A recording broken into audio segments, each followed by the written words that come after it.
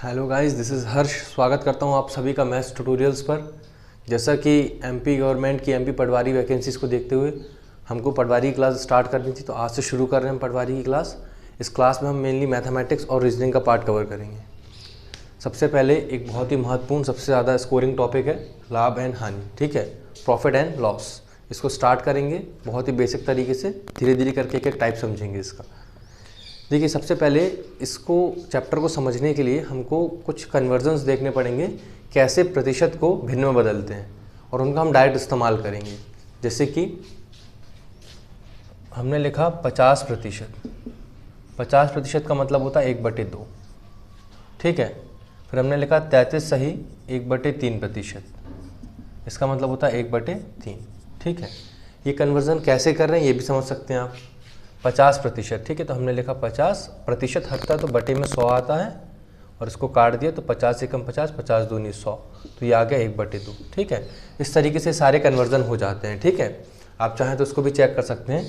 33 का 3 में गुणा करेंगे तो 99, और एक 100, तो 100/3, और जब प्रतिशत हटाएंगे तो बटे में 100 आएगा, 2 0 से 2 0 कट गए, बचा 1/3, ठीक है। तो ये बड़ा इंपॉर्टेंट है क्योंकि सवाल में डायरेक्ट ऐसे ही फ्रैक्शन दिए जाते हैं। 33 सही 1/2, 16 सही 2/3, ठीक है, 12.5%, तो हम इनका इस्तेमाल करेंगे। क्लियर है। अब देखिए कुछ इंपॉर्टेंट कन्वर्जन है, इनको हम लिख लें। 25% मतलब 1/4, ठीक है। उसके बाद है 20%, 1/5। 16 सही 2/3%, मतलब 1/6। ये आपको याद रखने कुछ इंपॉर्टेंट है, वैसे याद भी नहीं करने पड़ेंगे, आप बस इनको एक जगह लिख लीजिए, और सवाल में आप इनका लगातार इस्तेमाल करेंगे तो वैसे भी आपको ये चीज़ें याद हो जाएंगी, ठीक है। 14 सही 2/7%, इसको हम लिखते हैं 1/7, ठीक है। 12.5%, इसको हम लिखते हैं 1/8, ठीक है। उसके बाद 11 सही 1/9%, 9 सही 1/11%, 9 सही 1/11%, इसको हम लिखते हैं 1/11। 10% माने 1/10, ठीक है। और क्या बच गया इसमें आपका इम्पोर्टेंट, ठीक है, एक और नोट करें। 8 सही 1/3%, मतलब 1/12, ठीक है। ये कुछ इंपॉर्टेंट कन्वर्जन थे जिनका इस्तेमाल हम करने वाले हैं अभी अपने सवालों में, ठीक है। और एक दो और निकाल सकते हैं, जैसे एक इम्पॉर्टेंट आपको देखने मिलेगा 66 2/3%, ठीक है। तो ये कैसे बन के आ रहा है आप देखिए, इससे बन के आ रहा है ये। अगर इसी को मैं 2 से गुणा कर दूं, इधर भी और इधर भी, तो क्या हो जाएगा 66 2/3%, और इस तरफ भी 2 से गुणा करेंगे तो इसका मान आ जाएगा 2/3, ठीक है। ये कुछ इंपॉर्टेंट परसेंट है जिनको हमको समझना है। 75%, ये भी देख लीजिए। 75% मतलब 3/4। कन्वर्ट करके देखें, 75/100, 25 तिया 75, 25 चौके 100, तो आगे 3/4। फ्रैक्शन से हमारी कैलकुलेशन बहुत आसान होती है, अभी आपको सवालों के माध्यम से समझ में आएगा। चलिए, अगर आपने नोट कर लिया तो आगे बढ़ें, सवाल करेंगे। बहुत ही बढ़िया सवाल है और आपको हर किसी को अच्छे से समझ में आने वाला है।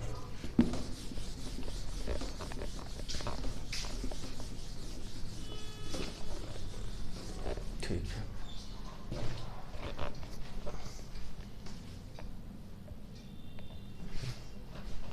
देखिए पहला सवाल है आपका, फर्स्ट क्वेश्चन। 630 रुपये में 12.5% के लाभ पर बेची गई वस्तु। 630 रुपये में 12.5% लाभ पर बेची गई वस्तु का क्रय मूल्य, या फिर इसको इंग्लिश में कहते हैं सीपी, कॉस्ट प्राइस, ज्ञात करें। ठीक है, अच्छा, बोर्ड क्लियर दिख रहा है ना आप लोगों को? ठीक है। 630 रुपये में 12.5% लाभ पर बेची गई किसी वस्तु का क्रय मूल्य ज्ञात करें। इसको जानने के लिए पहले प्रॉफिट लॉस के थोड़े से बेसिक टर्म्स हम समझेंगे। सबसे पहले मान लो कोई चीज़ मैंने 20 रुपये की खरीदी, ठीक है, तो ये हो जाएगा मेरा कॉस्ट प्राइस। इसको अपन हिंदी में कहते हैं क्रय मूल्य। जब भी हम किसी चीज़ को खरीदते हैं तो उसको कहते हैं कॉस्ट प्राइस। अब मुझे अगर लाभ कमाना है तो मैंने जितने की खरीदी मुझे उससे ज़्यादा की बेचनी पड़ेगी, तो मैं इसको 25 रुपये में बेच देता हूँ। ये कहलाएगा हमारा सेलिंग प्राइस, इंग्लिश में, हिंदी में कहेंगे विक्रय मूल्य।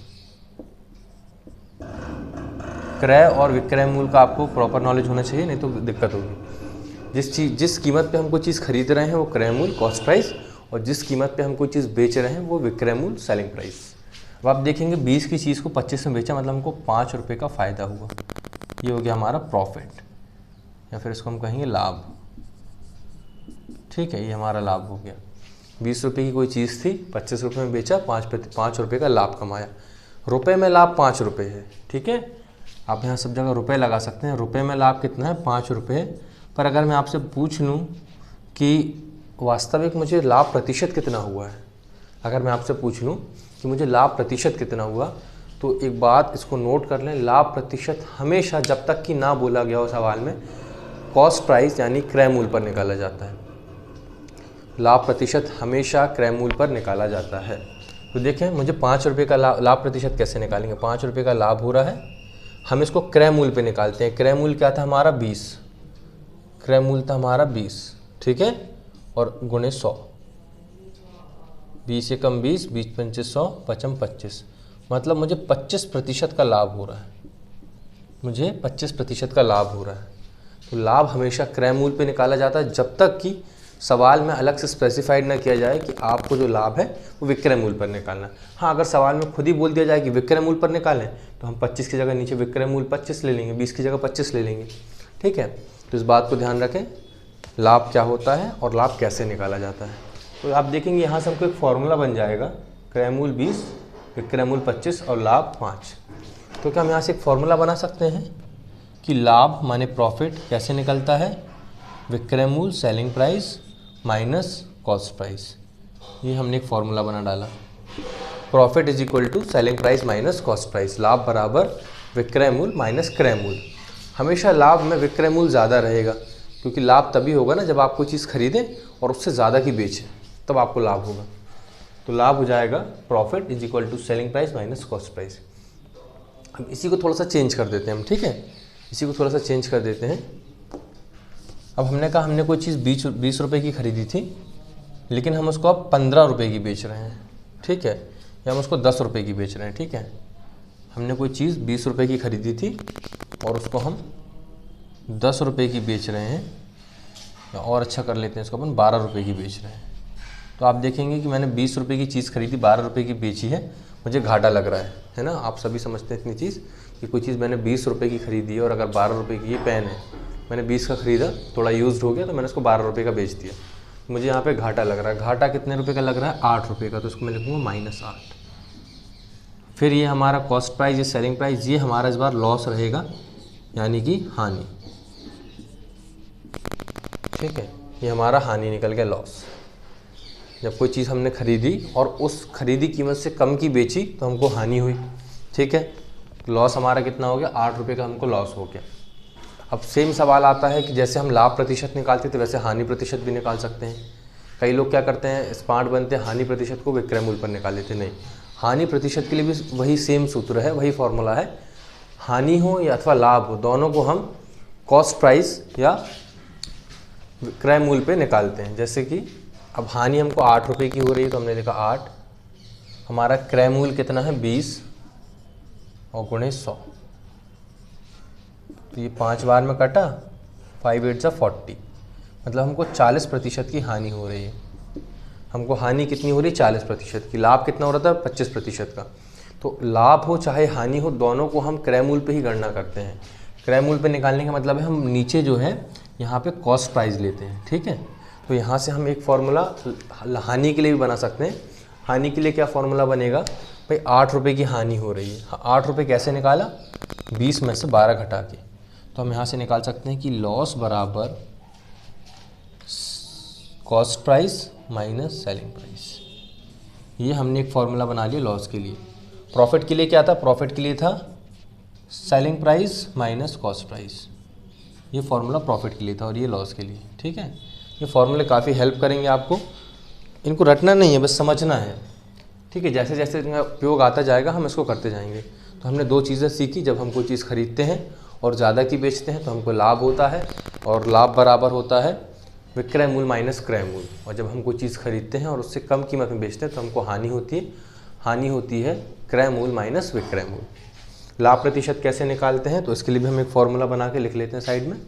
लाभ प्रतिशत होता है लाभ बटे कॉस्ट प्राइस,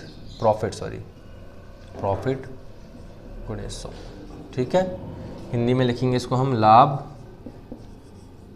बटे क्रय मूल्य गुणे 100। अच्छा, लाभ की जगह हानि हो तो बस यहाँ पे लाभ हटा के यहाँ पे लॉस लिख दो, हानि। ठीक है ना, अगर लाभ ना हो, लाभ की जगह हानि हो, बस लाभ हटा के हानि लिखना, क्योंकि बटे में तो वही रहेगा आपका।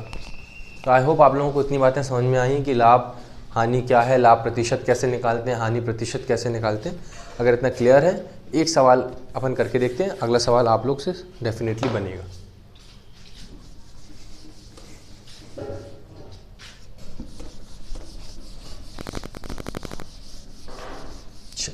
ठीक है, क्लियर है बोर्ड? ठीक है, देखिए सवाल था हमारा 630 रुपये में 12.5% लाभ पर बेची गई वस्तु का क्रय मूल्य ज्ञात करें। हमको क्रय मूल्य निकालना है, वस्तु जो है 12.5% लाभ पर बेची जा रही है। ठीक है, हमने परसेंट कन्वर्जन में पढ़ा है कि 12.5% का मतलब होता है 1/8। ठीक है, हमने परसेंट कन्वर्जन में पढ़ा है कि 12.5% मतलब 12 से 1/2% का मान होता है 1/8। हम सबसे पहले तो लिखेंगे 12.5% बराबर, इसको हम भिन्न में लिखना चाहें तो 1/8 लिख सकते हैं।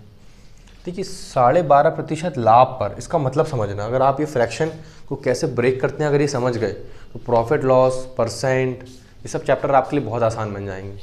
ठीक है, क्योंकि फ्रैक्शन का बहुत इंपॉर्टेंट रोल है। ठीक है, हमने कहा 12.5% का लाभ मतलब 1/8, मतलब 8 रुपये की चीज़ पे 1 लाभ, या 8 यूनिट पे 1 यूनिट का लाभ। ये उसकी वैल्यू नहीं है पैसे में, ये यूनिट है या रेशो है। हम कह सकते हैं कि 8 रुपये की चीज़ में 1 रुपये का लाभ। अगर 8 रुपये की चीज़ का कीमत है क्रय मूल्य या कॉस्ट प्राइस, ठीक है, तो आपको 1 रुपये का लाभ हो रहा है, 1 यूनिट का लाभ हो रहा है, प्रॉफिट। 8 रुपये की चीज़ पे 1 रुपये का लाभ हो रहा है, 8 यूनिट की कोई चीज़ पे 1 यूनिट का लाभ हो रहा है। ठीक है, अब मुझे एक बात बताएं कि 8 रुपये की कोई चीज़ आपने खरीदी है, 8 यूनिट में कोई चीज़ खरीदी और 1 यूनिट का लाभ भी आप कमा रहे हैं, तो आप कितने में बेचेंगे उसको? है ना, ऐसे समझ लीजिए कि 8 रुपये की कोई चीज़ खरीदी और 1 रुपये का लाभ कमाना है, तो आप उसको कितने में बेचेंगे? 9 रुपये में बेचेंगे। ठीक है, तो यहाँ से हम कह सकते हैं कि सेलिंग प्राइस कितना आ गया हमारा? विक्रय मूल्य 9 यूनिट। ठीक है, सेलिंग प्राइस कितना आ गया? 9 यूनिट। 8 यूनिट की कोई चीज़ खरीदी, 1 यूनिट का लाभ कमाना है, तो आप उसको 9 यूनिट में बेचेंगे, तभी तो 1 यूनिट का लाभ कमा पाएंगे। और 9 यूनिट का मान हमको रुपए में दिया गया है। देखिए क्या सवाल है, 630 रुपये में 12.5% लाभ पर बेची गई, मतलब ये बेचने की कीमत दी गई है, सेलिंग प्राइस। तो 9 यूनिट का मान कितना दिया गया है? 630। तो क्या हम यहाँ से 1 यूनिट का मान निकाल सकते हैं? 9 एकम 9, 9 सत्ते 63। 1 यूनिट का मान आ गया 70, 1 यूनिट का मान आ गया 70। अब आपको निकालना है क्रय मूल्य, और क्रय मूल्य कितना यूनिट है? 8 यूनिट। तो 8 यूनिट का मान निकालना, 8 से गुणा कर दें, 560। इतने रुपए है उसकी कॉस्ट प्राइस या क्रय मूल्य। बहुत ही सरल सवाल था, बहुत बेसिक था। ठीक है, बट अगर आप समझ गए तो, अगर यही चीज़ आप परसेंट से करते तो हल्का सा लंबा पड़ता, और एक्स मान के करते तो फिर तो इतना टाइम ही नहीं रहता हमारे पास। ये सबसे शॉर्टेस्ट मेथड है इस सवाल को करने की, फ्रैक्शन। ठीक है, सबसे शॉर्टेस्ट मेथड है सवाल को करने की। आई होप आप लोगों को ये चीज़ समझ में आई है। मैं एक बार और आपको समझा देता हूँ सवाल को। ठीक है, एक एग्जांपल से और समझाऊंगा, आपको सारा क्लियर होगा, आप बिल्कुल परेशान मत होइए। ठीक है, फिर से एक बार समझेंगे इसको। स्टार्टिंग में थोड़ा स्लो, फिर धीरे धीरे फास्ट। मैंने कहा कि हमने कोई चीज़ इतने रुपए में बेची है, ये सेलिंग प्राइस आ गई, 12.5% का लाभ हुआ, तो हम सबसे पहले इसको बदलेंगे। 12.5% मतलब 1/8, मतलब 8 रुपये पे 1 का लाभ हुआ। तो अगर 8 रुपये कॉस्ट प्राइस है तो 1 रुपये प्रॉफिट हो गया। तो हम बोलेंगे सेलिंग प्राइस क्या होगी, तो आप बोलेंगे सर अगर 8 कॉस्ट प्राइस है, 8 यूनिट और 1 यूनिट का प्रॉफिट हो रहा है, लॉस 1 यूनिट का प्रॉफिट हो रहा है, तो सेलिंग प्राइस होगी 9 यूनिट। ठीक है, और 9 यूनिट का वैल्यू क्या दी गई है सवाल में, 630 रुपये। हमको 8 यूनिट की वैल्यू निकालनी है, पर हमने छोटी क्लास में सीखा कि हम डायरेक्ट 8 पे नहीं जाते, पहले इसको 1 में लाएंगे, फिर वापस मल्टीप्लाई करके 8 में लाएंगे। तो हम पहले इसको 1 यूनिट निकालेंगे, 9 × 1 = 9, 9 × 7 = 63, मतलब 1 यूनिट की वैल्यू है 70 रुपये। तो 8 यूनिट की वैल्यू कितनी होगी, हो जाएगी 70 × 8 रुपये, माने कि 560। अब आप सभी को क्लियर हो गया सवाल, क्लियर है ना, सॉरी, ठीक है।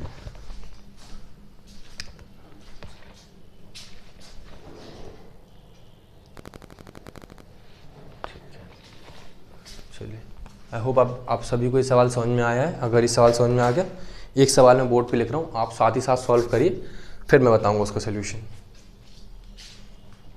ठीक है, एक सवाल मैं यहाँ बोर्ड पे लिख देता हूँ, उसको सॉल्व करें आप लोग।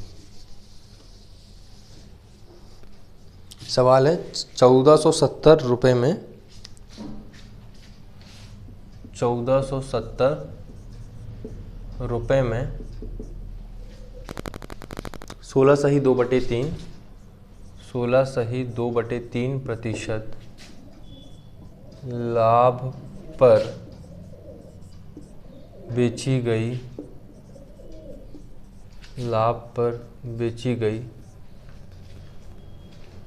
वस्तु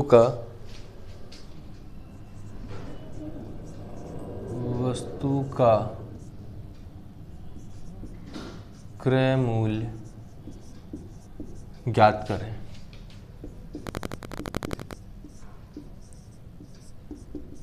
ठीक है ना, 1470 रुपये में 16 सही 2/3% के लाभ पर बेची गई किसी वस्तु का क्रय मूल्य ज्ञात करें। कोई वस्तु है जिसको आपने 1470 रुपये में बेचा है और जो आपने लाभ कमाया है वो लाभ है 16 सही 2/3। तो आपको पता करना है कि इसका क्रय मूल्य क्या है। सवाल बिल्कुल पहले जैसा है, जैसा पहले वाला सवाल था। अब देखते हैं आप लोग क्या करते हैं। इसको बिना में टाइप भी हम कर सकते हैं सवाल को, क्योंकि बस नंबर बदलने हैं। ठीक है,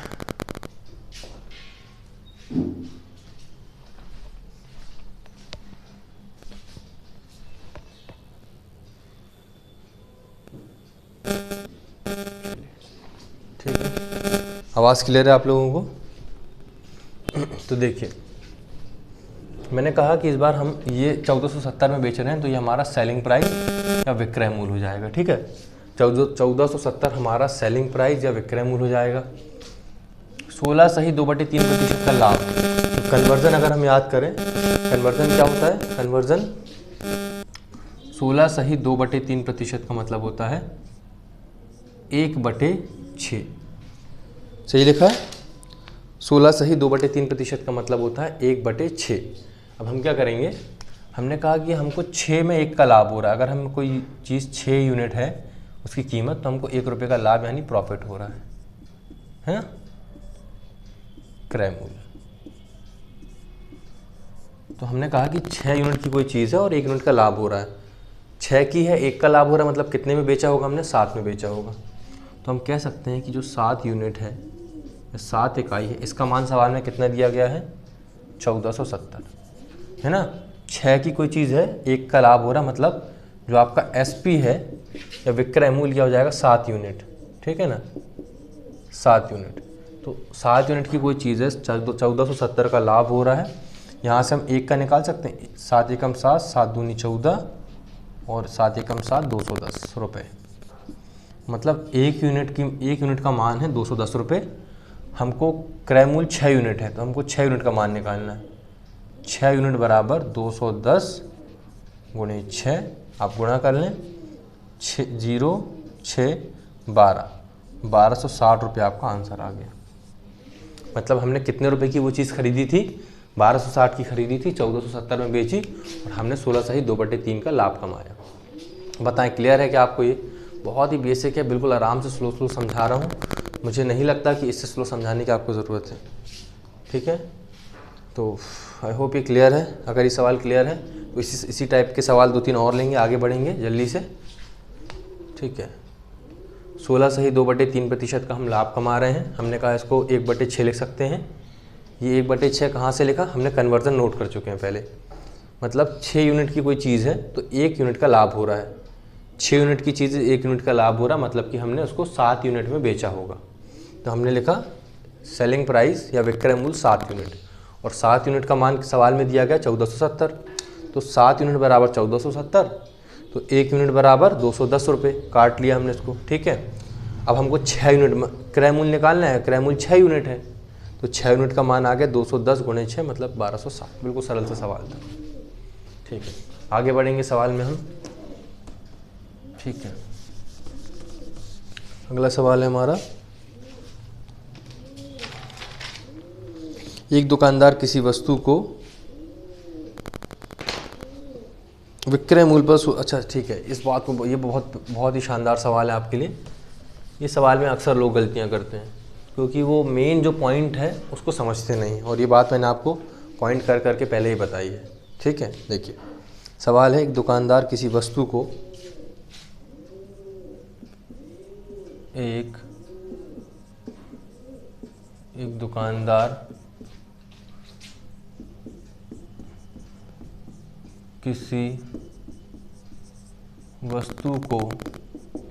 दुकानदार किसी वस्तु को विक्रय मूल्य पर, ये थोड़ा सा की पॉइंट है, विक्रय मूल्य पर, एक दुकानदार किसी वस्तु को विक्रय मूल्य पर 16/2/3% लाभ पर बेचता है। 16/2/3% लाभ पर बेचता है। एक दुकानदार किसी वस्तु को विक्रय मूल्य पर 16/2/3% लाभ पर बेचता है। वास्तविक लाभ प्रतिशत ज्ञात करें। वास्तविक लाभ ज्ञात करें। वास्तविक लाभ प्रतिशत ज्ञात करें। ठीक है ना, एक दुकानदार किसी वस्तु को 16/2/3% लाभ पर बेचता है, तो विक्रय मूल्य पर, तो वास्तविक लाभ ज्ञात करें। मैंने आपको एक बात बताई थी कि हम लाभ या हानि की गणना क्रय मूल्य पर करते हैं हमेशा। ठीक है, 99% केसेस में we calculate the profit and loss on the basis of cost price. ठीक है, हाँ कहीं कहीं हमको सवाल में जब कहा जाए कि इसको आप विक्रय मूल्य पर निकालें तो वहाँ पे विक्रय मूल्य लेना है। ठीक है, अब जैसे हमको पिछले सवाल में दिया था कि 12.5%, तो हमने कहा 12.5% मतलब 1/8। अगर 1 रुपये का लाभ है, कितने पे है ये? कॉस्ट प्राइस पे, क्योंकि हमको पता है कि हम प्रॉफिट को या लॉस को कॉस्ट प्राइस पे कैलकुलेट करते हैं। ठीक है, लेकिन यहाँ पे एक बात इनने कह दी कि विक्रय मूल्य, मतलब अगर हमने कहा होता कि 12.5% का जो लाभ है वो विक्रय मूल्य पर है तो ये तो लाभ ही रहता, लेकिन ये बन जाता विक्रय मूल्य यानी कि सेलिंग प्राइस। तो इस शब्द को थोड़ा ध्यान देना है, ये बहुत इंपॉर्टेंट है, फंसा देता सवाल में।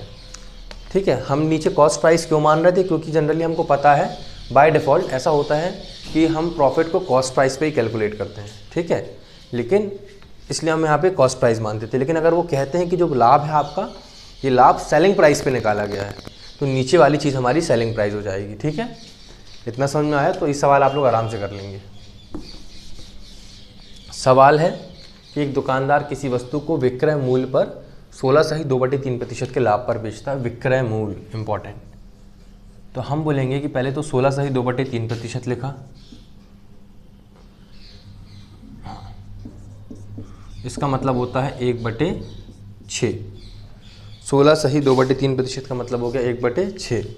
ठीक है, 1/6 से आप समझेंगे इस बार हमारा जो एक लाभ है, लेकिन जो 6 है वो सेलिंग प्राइस है, विक्रय मूल्य है, क्योंकि हमने विक्रय मूल्य पर निकाला है इसको। तो ये हमारा लाभ है, लेकिन ये हमारा विक्रय मूल्य रहेगा, है ना, ये हमारा विक्रय मूल्य रहेगा। क्यों विक्रय मूल्य रहेगा? इसलिए रहेगा क्योंकि आपसे सवाल में कहा गया अलग से कि जो लाभ है वो आपने विक्रय मूल्य पर निकाला। सवाल को अच्छे से पढ़ें। एक दुकानदार किसी वस्तु को विक्रय मूल्य पर 16.2/3% लाभ पर बेचता है, मतलब विक्रय मूल्य पर निकाला है तो 6 रुपये के विक्रय मूल्य 1 रुपये का लाभ हो रहा है। अब बिल्कुल सिंपल सा लॉजिक, ठीक है, सिंपल सा लॉजिक। 6 रुपये की कोई चीज़ आपने बेची है और आपको 1 रुपये का लाभ भी हुआ है, तो आपने खरीदी कितने की होगी? 5 रुपये की, ठीक है ना। 6 रुपये की कोई चीज़ है, ये पेन है, 6 रुपये का मैंने बेचा और मुझे 1 रुपये का लाभ भी हो गया, मतलब मैंने 5 का खरीदा होगा, 1 रुपये बढ़ा के 6 में बेच दिया। थोड़ा सा दिमाग लगाएं, विक्रय मूल्य 6 है, 6 यूनिट है, 1 यूनिट का लाभ हो रहा, तो हमारा कॉस्ट प्राइस या क्रय मूल्य क्या होगा? तो हमारा क्रय मूल्य होगा 5 यूनिट। क्रय मूल्य कितना होगा? 5 यूनिट, है ना, क्योंकि 5 यूनिट का है, 1 यूनिट का लाभ कमाया हमने और 6 यूनिट में बेच दिया, ठीक है ना। 5 यूनिट की कोई चीज़ है, 6 की बेच रहे हैं, 1 का लाभ हो रहा है, मतलब 5 में खरीदी होगी, है ना। तो हमारा क्रय मूल्य क्या आ गया? 5 यूनिट। आपसे सवाल में कहा गया है कि वास्तविक लाभ प्रतिशत कीजिए, ज्ञात कीजिए। वास्तविक लाभ का मतलब होता है एक्चुअल प्रॉफिट, और हमने आपको बताया कि जो वास्तविक लाभ हो या एक्चुअल प्रॉफिट है वो हम कॉस्ट प्राइस पे कैलकुलेट करते हैं। अभी जो प्रॉफिट निकला है ये सेलिंग प्राइस पे निकला, विक्रय मूल्य पे। अगर हमको वास्तविक प्रॉफिट बताना है, वास्तविक लाभ बताना है, तो उसको हम, इसी लाभ को हम क्रय मूल्य पे कैलकुलेट कर लेंगे। लाभ कितना है? 1 यूनिट, और क्रय मूल्य कितना आया? 5 यूनिट, और गुणे 100, तो ये आ गया आपका 20। तो ये आ गया 20%, है ना। तो वास्तविक लाभ क्या हुआ? 20%। और जब इसी लाभ को हमने विक्रय मूल्य पर कैलकुलेट किया था तो आया था 16.2/3%, ठीक है। तो ये आपका 20% का लाभ निकल के आ गया। क्लियर है ये सवाल? 1-2 सवाल और करेंगे, 2 सवाल करते हैं ऐसे ही, तो जिससे आपको कॉन्सेप्ट पूरा बिल्डअप हो जाएगा, तो आपको कोई फ्रैक्शन वाली चीज़ों में परेशानी नहीं आएगी। फिर क्वेश्चन का टाइप बदलेंगे, ठीक है। चलिए एक सवाल और लेते हैं, 1-2 सवाल है। एक दुकानदार किसी वस्तु को, यही सवाल है, एक दुकानदार किसी वस्तु को विक्रय मूल्य पर अब की बार 8 सही 1/3 प्रतिशत लाभ पर बेचता है। तो इसको हम कर देते हैं 8 सही 1/3% लाभ पर बेचता है। 8 सही 1/3% लाभ पर बेचता है, तो वास्तविक लाभ ज्ञात करें। सवाल बिल्कुल पहले जैसा है, बस नंबर बदल दिया गया है। आप खुद ही निकाल के देख सकते हैं, जल्दी से निकालिए और आंसर चेक करिए क्या आ रहा है।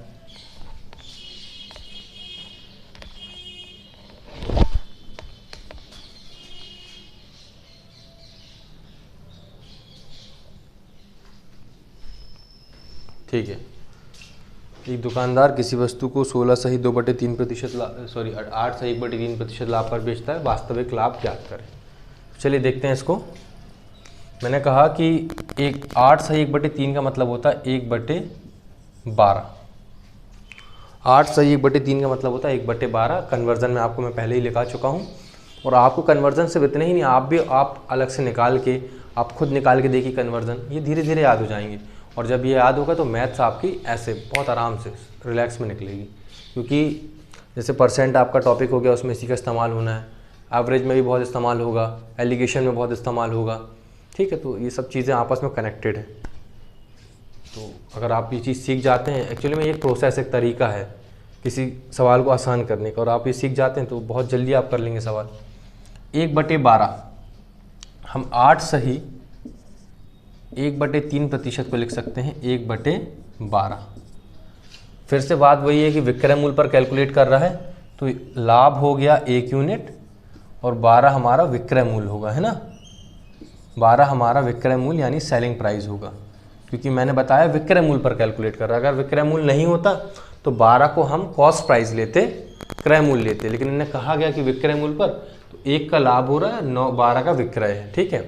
तो अब दिमाग लगाते हैं, कोई चीज़ हम 12 की बेच रहे हैं, 12 यूनिट की, और 1 रुपये का लाभ कमा रहे हैं। 12 की बेच रहे हैं, 1 का लाभ कमा रहे हैं, इसका मतलब है हमने वो चीज़ कितने में खरीदी होगी। क्रय मूल्य क्या होगा हमारा? क्रय मूल्य हमारा 11 यूनिट होगा, ठीक है। क्रय मूल्य हमारा 11 यूनिट होगा। क्यों? क्योंकि 11 की खरीदी और 1 रुपये का लाभ कमाया और 12 में बेच दी, है ना। तो ये निकालना आपको आना चाहिए कि 12 यूनिट विक्रय मूल्य है, 12 रुपये विक्रय मूल्य, 1 का लाभ कमा रहे, मतलब आपने 1 रुपये कम 11 में खरीदी होगी, 1 का लाभ कमा के 12 में बेच दी। और हमको अब निकालना वास्तविक लाभ। वास्तविक लाभ जो है, एक्चुअल प्रॉफिट, ये हम कॉस्ट प्राइस पे कैलकुलेट करते हैं, तो बस कर लेते हैं। लाभ एक ही है और कॉस्ट प्राइस हमारा 11 है गुणे 100, ठीक है। तो इसको जब करेंगे तो 11 9 जा 99, 9 सही 1/11%। अगर मैं सही हूँ तो यही आंसर आप लोग का भी आया होगा, 9 सही 1/11%। कई लोग को शायद मुझे लगता है इसमें भी दिक्कत रहती है कि सर ये कैसे आया है ना, कई लोग को इस चीज़ में दिक्कत रहती है। ये मिक्स्ड फ्रैक्शन का कॉन्सेप्ट है जो हम छोटी class 6th class 7th class में पढ़ते थे, मिक्स्ड फ्रैक्शन, ठीक है। और बड़ी क्लास में आते तक हम भूल जाते हैं, तो इसको भी देख लीजिए एक बार। जैसे मैंने कहा 1/11 गुणे 100, ठीक है। तो मैंने 100 एकम 100, 100/11 यही होगा। हम इसको भाग लगाएंगे 100/11, तो 11 9 बार में जाएगा 99, एक बचेगा। तो इसको लिखने का तरीका क्या होता है, सबसे पहले तो जो आपका क्वोशंट आया है उसको आप लिखेंगे 9, जो रिमाइंडर या शेषफल बचा उसको ऊपर लिखते हैं और बटे जिससे भाग लगा रहे थे उसको नीचे। तो ये आ गया 9 सही 1/11। अगर ये समझ में आ गया है तो ज़रा मुझे 20/3 को कन्वर्ट करके बताइए कितना हो रहा है। 20/3 जल्दी से बताइए, 20/3 को कन्वर्ट करेंगे तो क्या होगा मिश्रित भिन्न में। तो आप इसको करेंगे तो ये जाएगा 20/3, 3 18, 2 बचा तो 6 पहले लिखा, 2 ऊपर आ गया शेषफल और 3 से भाग लगाया तो 6 सही 2/3, ठीक है। क्लियर है यहाँ तक? आई होप आप लोगों को ये चीज़ें क्लियर हो रही हैं। वीडियो क्लियर है ना? ठीक है, चलिए एक आखिरी सवाल आज का करते हैं और इस सेशन को एंड करेंगे। एक आखिरी सवाल, ठीक है। काफ़ी मज़ेदार आज का सेशन रहा है, आई होप आप सभी को ये बातें समझ में आई है। ये सेशन लगातार 8 बजे मॉर्निंग में चलेगा, हो सकता है हम इसको लाइव भी चलाएं, ठीक है। आज स्टार्टिंग था तो लाइव नहीं चला पाएँ, इसको हम कोशिश करेंगे कि ज़्यादा से ज़्यादा इसको लाइव चला पाएँ हम, तो आप लाइव ही पढ़ पाएंगे, ठीक है। लगभग 45 दिनों में, 45 दिन भी नहीं 40 दिन में हमारी सारी मैथ्स कंप्लीट हो जाएगी अगर आप रेगुलर आते हैं तो। सवाल है, एक आदमी किसी वस्तु को विक्रय मूल्य पर 25% हानि पर बेचता है। एक आदमी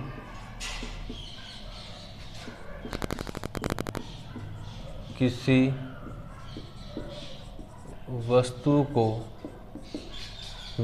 वस्तु को विक्रय मूल्य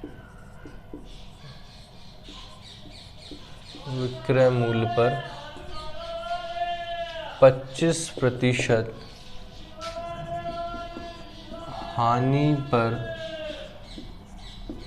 बेचता है।